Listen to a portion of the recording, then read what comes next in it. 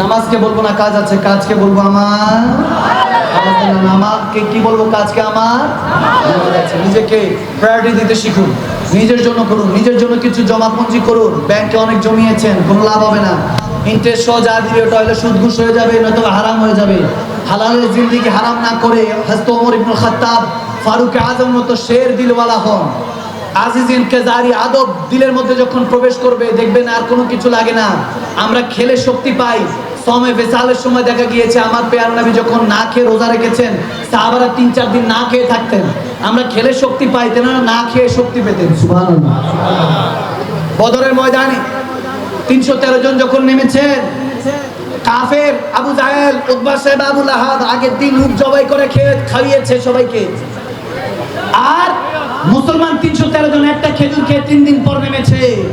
কাফেররা বলেছে তারা কি পারবে, দিন এনে দিন খায়, গরিব কাঙ্গাল। সুম্মা মাআযাল্লাহ, নাউযুবিল্লাহ, যখন এরকম কথা বলেছে, নাউযুবিল্লাহ বলেন না।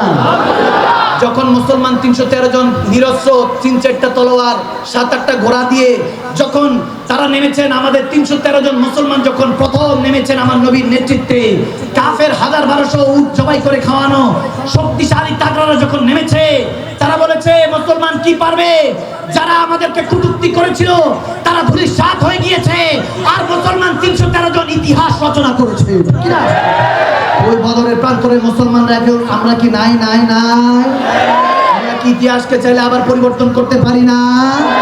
তৌফিক দিবে কে?